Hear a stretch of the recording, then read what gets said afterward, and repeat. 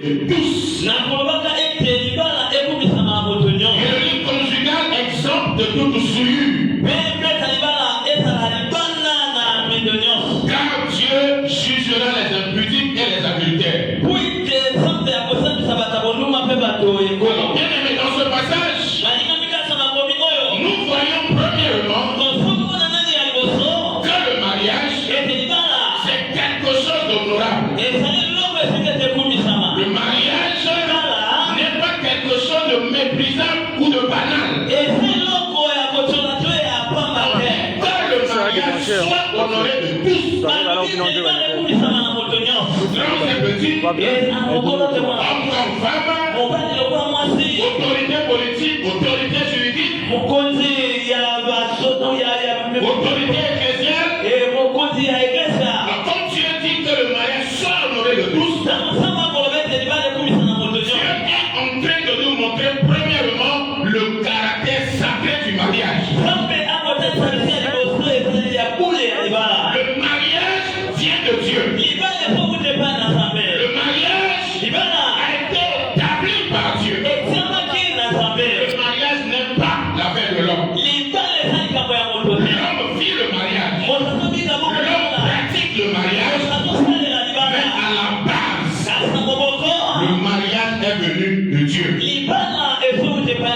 Pourquoi en tant qu'homme, nous devons honorer le mariage? Et notre présence ici cet après-midi, parce que nous voulons honorer le mariage. Bien-aimé dans le Seigneur, je dis que le mariage, Dieu montre ici le caractère sacré du mariage. Le mariage vient de Dieu. Si les hommes veulent honorer Dieu, ils veulent se marier, la première chose, il faut savoir que le mariage vient de Dieu. Le mariage, c'est les hommes qui le font. Mais il y a d'abord Dieu. Et ensuite l'homme et la femme. Beaucoup de gens, dans leur conception de mariage, ils ont relégué Dieu au second plan. Beaucoup de personnes, quand on parle de mariage, ils vont nous dire c'est l'amour. Beaucoup de gens ont mis l'amour avant Dieu. Et l'histoire nous raconte que la plupart des histoires d'amour se terminent souvent mal. Si vous ne mettez pas Dieu au premier plan, si c'est d'abord l'amour, si c'est d'abord les sentiments, et Dieu vient après, ce mariage aura des problèmes. Bien aimé, au commencement, ce n'est pas l'homme qui a dit je vais me marier. Au commencement, la Bible dit que Dieu dit il n'est pas bon que l'homme soit seul. Je lui ferai une aide semblable à lui. C'est Dieu qui a vu l'homme qu'il avait créé. Dieu a vu que cet homme était seul. Il avait besoin de quelqu'un à côté de lui. C'est alors que Dieu a énoncé ce que nous appelons le mariage. Alléluia. Alléluia. Donc, quand on parle de mariage, on parle d'abord de Dieu. Ensuite, on parle de l'homme et de la femme. Beaucoup de gens se sont laissés entraîner par leur passion, par leur désir, par leurs sentiments. Et plusieurs ont mordu le doigt. Et ils ont dit si je savais. Le dernier mot de l'imbécile. Alléluia. Si nous ne voulons pas dire demain si je savais, il faut mettre Dieu au premier plan. À la base, au commencement, de ton mariage, il faut qu'il y ait Dieu. Dieu doit prendre toute la place. Il doit être l'alpha et l'oméga de ton mariage. Si Dieu n'est pas au commencement, Dieu ne sera pas à la fin. Alléluia. Mais si tu mets Dieu au commencement, Dieu sera aussi à la fin. Il pourra vous conduire dans le mariage jusqu'avant Port. Alors, première chose, je vais parler de 3 choses rapidement. La première chose, c'est que le mariage est une institution divine. Le mariage vient de Dieu. Donc, les fois que vous parlez de mariage, parlez d'abord de Dieu avant de parler de vous. Femme, tu aspires au mariage. Quand tu vois un jour comme celui-ci, tu vois notre soeur bien belle, notre frère bien beau.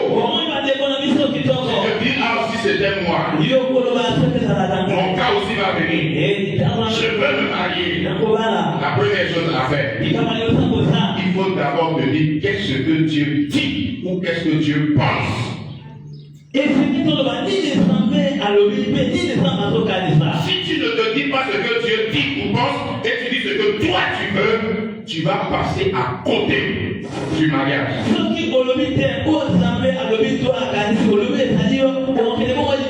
Alors, qu'est-ce que Dieu dit? Première chose, Dieu dit qu'un enfant de Dieu ne peut pas se marier avec un païen, avec un non-chrétien. Celui qui aspire au mariage, il va savoir que la première condition, ce que Dieu dit, c'est que toi le croyant, toi qui es croyant en Jésus, tu ne peux pas te marier avec un non-croyant. Tu ne peux pas te marier avec un païen. 2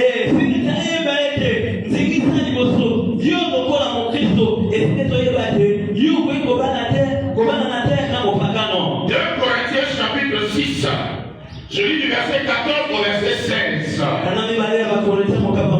Ne vous mettez pas avec les infidèles sous un joug étranger.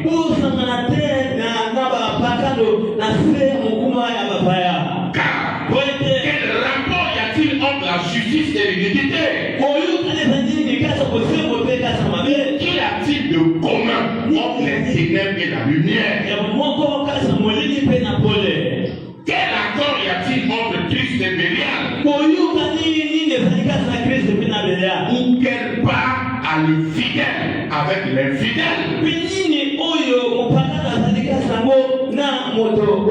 Quel rapport y a-t-il entre le temple de Dieu et les idoles?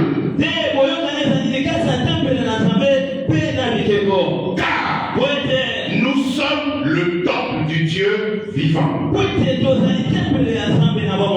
Dieu l'a dit, j'habiterai et je marcherai au milieu d'eux. Je serai leur Dieu. Et ils seront mon peuple. La Bible est claire. Il n'y a pas de rapport entre le fidèle et l'infidèle. Le fidèle, c'est celui qui est attaché à Christ. Le fidèle, c'est celui qui marche avec Christ. L'infidèle, c'est celui qui ne connaît pas Christ. Et nous qui connaissons Christ, nous sommes le temple de Dieu. Nous sommes la maison de Dieu. Il n'y a pas de rapport entre la maison de Dieu et une maison de diable couvert. Un homme qui n'est pas né de nouveau est sous la domination du diable. Dans 1 Jean chapitre 5, le verset 19, la Bible dit, nous savons que nous sommes de Dieu et que le monde entier est sous la domination de Satan. Si quelqu'un n'est pas en Christ, il est sous la domination de Satan. Il n'y a pas de rapport entre le chrétien de nouveau et celui qui est sous la domination de Satan. Et dans l'Ancien Testament déjà, Dieu avait interdit aux Israélites d'épouser les gens d'autres nations. Parce que les Israélites étaient des circoncis. Et les autres nations étaient des incirconcis. pas de rapport entre les circoncis et les incirconcis. Il n'y a pas de mariage entre les circoncis et les incirconcis. La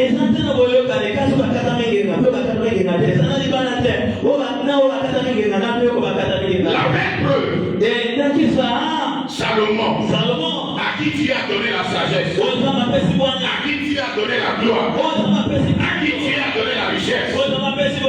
La Bible nous dit que Salomon est passé outre la parole de Dieu. Salomon allait épouser des femmes païennes. Et la Bible dit que ces femmes ont détourné le cœur de Salomon de Dieu. Quand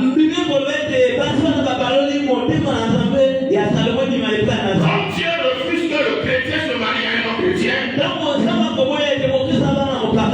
vraie raison est que le non-chrétien ou le non-croyant amènera le chrétien dans ses pratiques. Quand on se marie, on se met sous un joug. Le joug, c'est cette tige de bois qui relie deux animaux. Y a-t-il un attelage? Alléluia. Les deux animaux vont dans la même direction. Parce que le joug est en train de les maintenir. Je ne peux pas aller plus loin que l'autre. Ils sont tenus de marcher ensemble. Le mariage, c'est cela. Si le chrétien se marie avec un non-chrétien, il va se mettre sous un joug étranger. Qu'est-ce que Dieu dit? Le chrétien ne peut pas se marier avec un non-chrétien. Le mariage ne se base pas, ne se fonde pas sur les sentiments. J'ai lu la Bible. Je n'ai pas vu quelque part. Dieu, en parlant du mariage, Dieu a mis devant l'amour. Belle preuve. Dans Genèse chapitre 2, Dieu est venu et Dieu a dit il n'est pas bon que l'homme soit seul. Dieu n'a pas dit je vais lui créer un amoureux. Dieu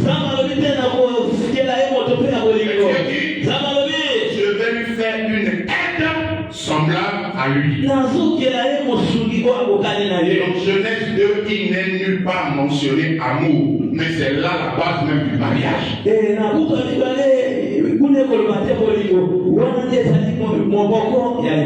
mariage biblique ne se base pas sur les sentiments. Les sentiments sont trompeurs. Les sentiments sont éphémères et peuvent changer à tout moment.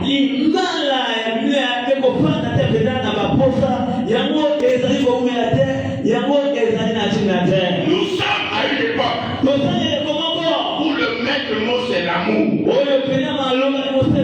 parle d'amour partout. On parle d'amour de tout et de rien. L'amour. Si votre mariage est basé sur l'amour, l'amour risque de sortir, risque de partir. Au Bénin, quelqu'un a chanté que après l'amour sort par la fenêtre. On dit amour. Quand les problèmes arrivent, l'amour sort par la fenêtre. Le mariage biblique n'est pas basé sur les sentiments, mais le mariage biblique est basé sur la volonté de Dieu. Mon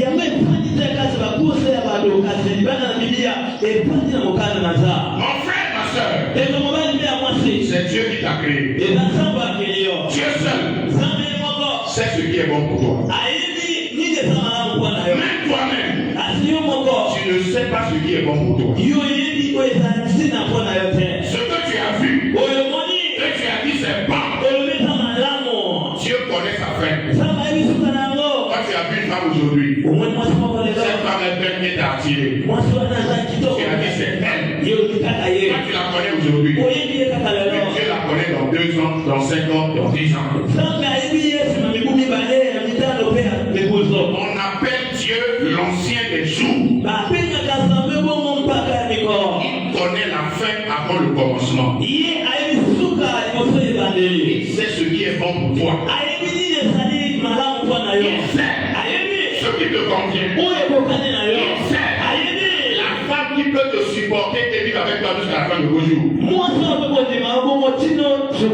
C'est pourquoi un chrétien qui veut se marier doit prier et chercher la volonté de Dieu. Dans Genèse chapitre 24, Abraham avait envoyé son serviteur d'aller chercher une femme pour Isaac. À l'heure du choix, le serviteur d'Abraham a prié. Et il a dit à Dieu, je me tiens devant ce puits. Il a donné à Dieu des signes pour être sûr que la femme qui viendra, la femme qui prendra pour Isaac, c'est la volonté de Dieu pour Isaac. On se marie bien selon la volonté de Dieu. Si Dieu vous donne une femme, la Bible dit celui qui trouve une femme trouve du bonheur. Mais si vous-même vous trouvez une femme, cette femme peut être un problème pour vous. Dieu vous donne un mari, c'est une grâce. Mais si vous trouvez un mari, cela peut être un problème pour vous. Les statistiques ont montré aujourd'hui que le taux de divorce est très élevé. Donc je prends la zone de l'Union européenne. Là où on parle d'amour, on se voit aujourd'hui, on y concerne, le lendemain on va se marier. Le taux de divorce est environ 52%. Et cela se passe au bout de 3 ans de mariage. Là où on parle plus d'amour, on met l'amour devant. Quand on va découvrir les réalités de la vie de couple, on va découvrir la vraie nature de celui avec qui on s'est marié. Les gens vous diront je m'étais trompé. Je l'aimais avant, mais aujourd'hui, je ne l'aime plus. Celui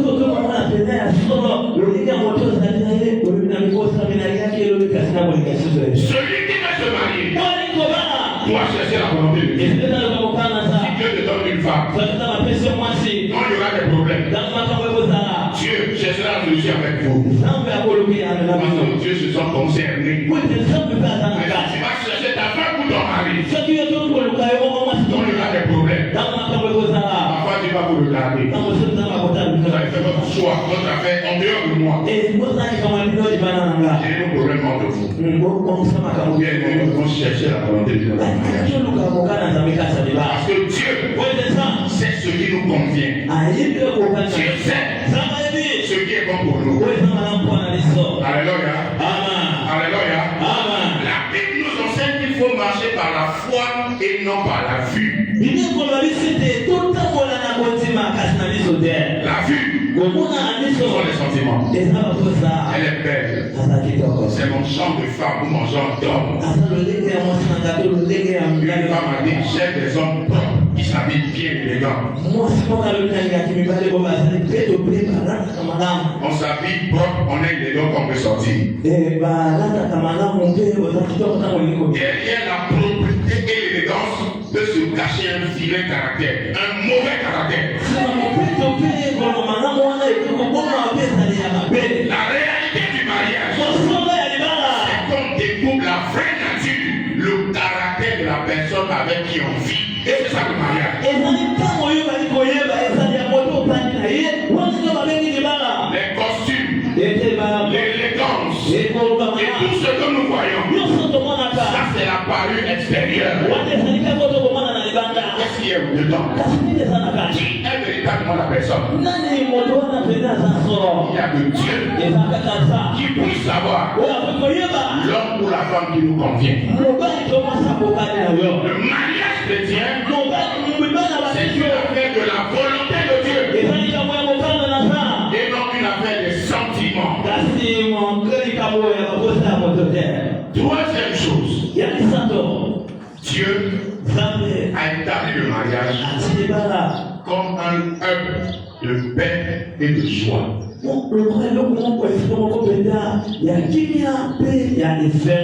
Dieu n'a pas établi le mariage pour que le mariage soit un lieu de combat, de bagarre et de frustration. Dieu a établi le mariage comme un lieu de paix, comme un lieu de joie. Le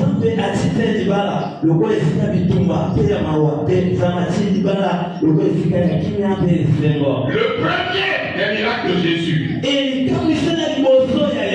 Je suis dans Jean chapitre 2. La Bible nous dit que Jésus a changé l'eau en vin. Et quand nous venons dans Ecclésiaste, chapitre 10, le verset 19. Écoutez ce que la Bible dit. Ecclésiaste 10, verset 19. On fait des repas pour se divertir. Le vin rend la vie joyeuse. Et l'argent répond à tout. Je suis en train de parler du vin. Jésus a changé de l'eau en vin aux noces de Cana. C'était à un mariage. Et le sage nous dit que le vin rend la vie joyeuse. Il me dit simplement que quand on parle du vin, on parle de la joie. En changeant l'eau aux noces de Cana, Jésus avait voulu donner de la joie. D'abord à ce couple qui se mariait. Et aussi donner la joie à tous ceux qui étaient venus à cette réception. Dans le plan de Dieu, dans le programme de Dieu, le mariage c'est un lieu de joie. Le mariage n'est pas un lieu de combat, c'est pas un lieu de bagarre. Si vous vous mariez selon le Seigneur, votre mariage sera un lieu de quoi? Mais si vous vous mariez selon vos désirs, selon vos sentiments, aujourd'hui beaucoup de mariages sont devenus un lieu de guerre, un lieu de graissement de dents. Beaucoup de gens disent si je savais, on accuse l'autre. Si je savais que tu étais comme ça, je n'avais pas déposé. Bien-aimé, si vous voulez avoir la joie, vivre une vie heureuse, mariez-vous selon la volonté de Dieu. C'est le plan de Dieu. Imaginez-vous une maison. Parce que derrière un mariage, Dieu voit une famille. Imaginez-vous une maison où il n'y a pas d'enfant. Un couple marié qui n'ont pas d'enfant. Vous allez voir que dans la maison, il n'y a pas de joie, il n'y a pas de tristesse, il n'y a pas de vie. C'est quand les enfants naissent qu'ils amènent la vie dans la maison. Quelqu'un me comprend? Quelqu'un me comprend? Dans le plan de Dieu, c'est un foyer doit être un lieu de joie. Un foyer doit être un lieu de paix. Quand vous prenez l'église, l'église c'est l'ensemble des familles. Si les familles n'ont pas la joie, si les familles n'ont pas la paix, l'église n'aura pas la paix, l'église n'aura pas la joie. L'église où les gens se marient bien, il y a la paix et il y a la joie. L'église où les gens se marient mal, les gens vont faire combat spirituel. Du 1er janvier jusqu'au 31 décembre. Ils seront toujours dans le combat. Le vrai problème, c'est que dans leur maison, ils sont dans le combat. Ils vont amener ce combat dans l'église. Mais marions-nous bien. On va vivre en paix. On aura moins de combat. La vie même c'est un combat. Le combat doit commencer dans le mariage, dans le couple. Parce que d'ailleurs, il y a le combat qui nous attend. Il y a le combat de la famille. Et là où on doit se reposer dans le mariage. Là encore, c'est comment? Le combat de votre vie. Alors que Dieu nous a appelés. Que nous soyons adorateurs. Et pour être un adorateur, il faut être bien marié. Alléluia. Alléluia. Alors, je finis parce que le temps passe. Je finis en disant ceci. Ça, c'est des conseils pratiques. Le sage nous a dit que l'argent n'est pas. Bien aimé, quand nous nous marions, pour qu'un mariage soit équilibré, pour qu'un mariage puisse un peu être solide, affermi, dans le couple, on doit avoir le minimum vivre. On ne peut pas s'aventurer. Toi-même, tu manges difficilement. Toi-même, difficilement, tu prends soin de toi-même. Là, je parle aux hommes. Et on dit par la femme de me marier. Manifeste d'abord la foi pour toi-même. Faut la foi marche avec toi avant de te marier.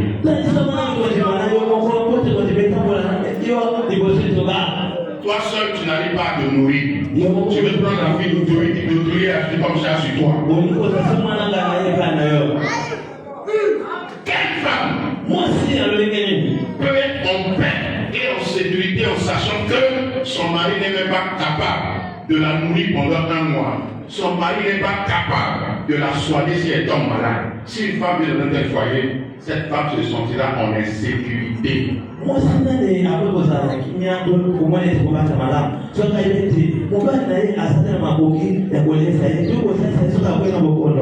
par la foi, oui. Mais il faut que la foi puisse produire des œuvres. Et dans ce domaine-ci, là, beaucoup de mariages ont des problèmes aujourd'hui. Parce qu'à la base, il n'y a pas le minimum pour vivre. Tu veux te marier, sois sûr que tu peux prendre soin de toi et prendre soin d'une femme. Et ça, c'est la volonté de Dieu. Avant que Dieu ne donne une femme à Adam, Dieu avait mis Adam dans le jardin d'Éden. Adam avait tout ce qu'il fallait pour manger. Et Adam avait un reste. Ce n'est qu'après cela que Dieu a appelé la femme.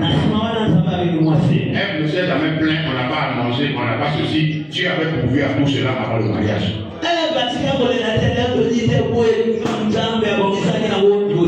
Le mariage chrétien, c'est aussi une affaire de préparation. Il y a beaucoup de gens qui sont rentrés dans le mariage, mais ils ne se sont pas préparés avant d'entrer dans le mariage.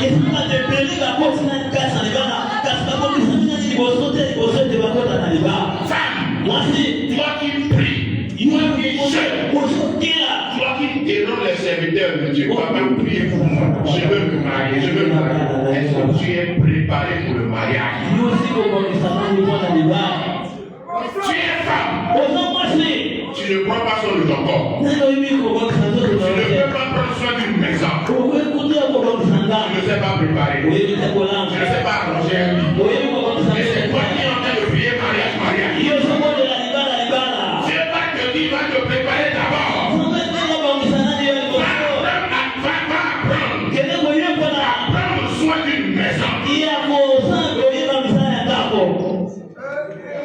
Avant de parler de mariage, le mariage ce n'est pas pour les enfants. Le mariage c'est pour les personnes matures.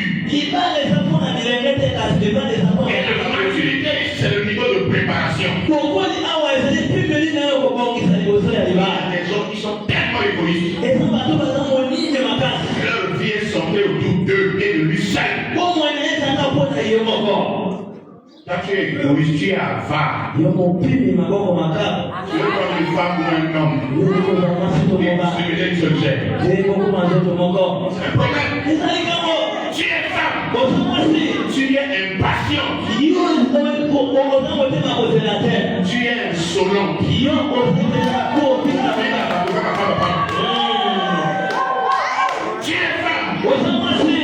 toujours l'ami de l'enfroigné. Toujours colérique. Il est en train de prier pour avoir un mari. Quel homme va se jeter dans un tel coup? Il va d'abord venir. La préparation pour le mariage, c'est aussi la préparation du caractère. Tu dois soigner ton caractère. Avant d'entrer dans le mariage, un homme ne peut voir une femme et selon qu'elle doit aller la prendre comme femme. Un homme ne peut voir une femme qui peut manquer facilement de respect aux gens et la prendre comme femme. Un homme congolais a dit bah, moi seul a dit à Tembe. La femme qui le prend pour un rival. L'homme c'est le chef. Et qui a dit qu'il dominera sur la femme. Et si la femme se porte son mari. Il y a des femmes qui veulent rivaliser avec les hommes.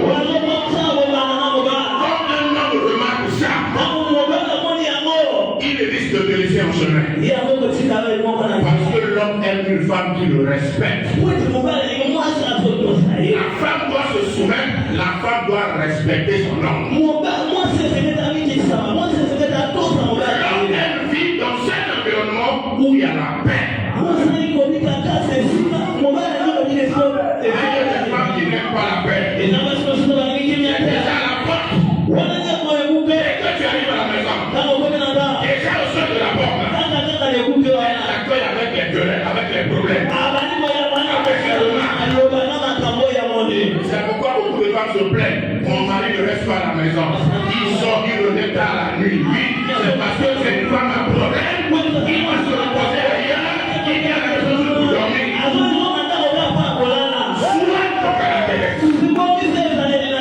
La femme, c'est la douceur. La femme, c'est la paix. Même si l'homme a tort, sois en paix.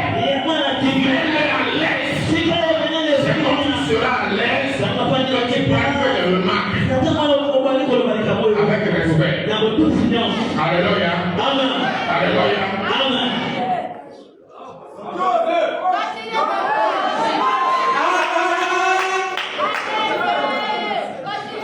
Tu veux te marier. Une femme. Le monde dit que la femme c'est les moyens. Mais une femme, ça s'entretient. Une femme, elle aime quelqu'un qui est attentionné. Une femme aime un homme qui a le temps pour elle. Qui peut l'écouter. Qui peut parler avec lui. Beaucoup d'hommes n'ont pas le temps. C'est le péché d'Adam. Adam avait le temps pour elle.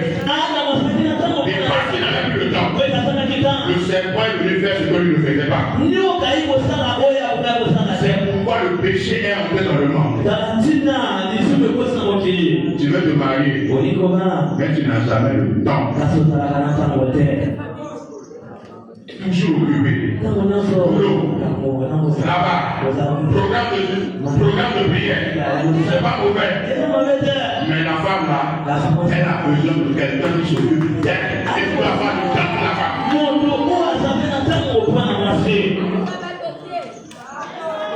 La femme n'est pas une statue. La femme n'est pas un ornement que tu as acheté pour placer dans la maison. La femme, c'est un être humain qui a des sentiments, qui a besoin de quelqu'un qui la cajole, de quelqu'un qui la malaxe, qui la conduit, qui la met à l'aise. La femme a besoin de quelqu'un comme ça.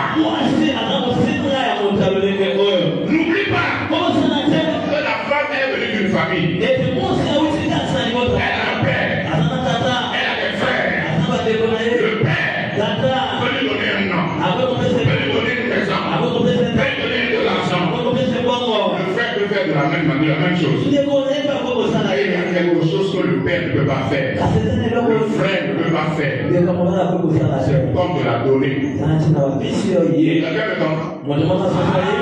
a des choses que papa ne peut pas faire à sa fille. Et pour le faire, il a besoin d'un homme. C'est l'une des raisons pour lesquelles les femmes se marient.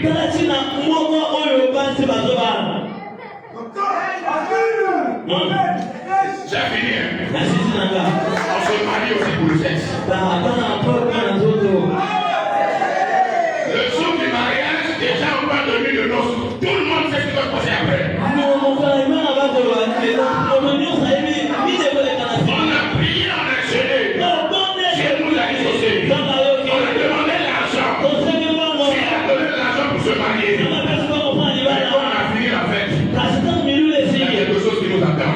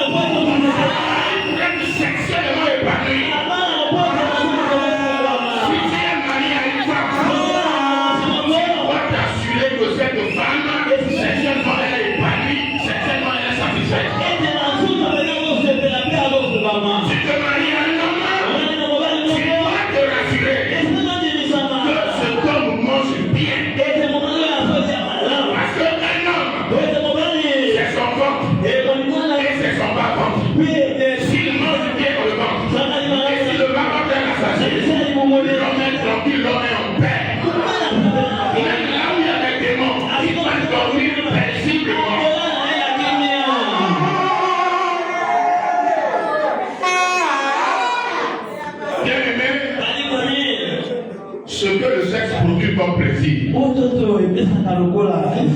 pouvez le trouver nulle part ailleurs. L'argent ne donne pas ce plaisir-là. Les choses de la vie ne donnent pas ce plaisir-là. C'est un plaisir unique et spécifique que Dieu a préparé pour les hommes qui sont mariés. C'est pourquoi quand on est marié, on doit être équilibré. Il n'y a pas d'équilibre sans un épanouissement sexuel. On se plaint, il y a beaucoup de femmes qui ont un mauvais caractère. On parle beaucoup de choses que leur véritable problème, c'est que toutes les nuits, elles se réveillent avec une frustration. Parce qu'elle n'a pas été sexuellement satisfaite.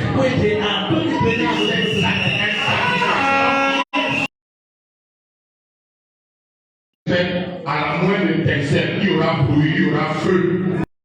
Que nous soyons en paix, que nous ayons de la joie et que nous soyons épanouis. C'est ça le mariage chrétien. Que Dieu bénisse sa parole.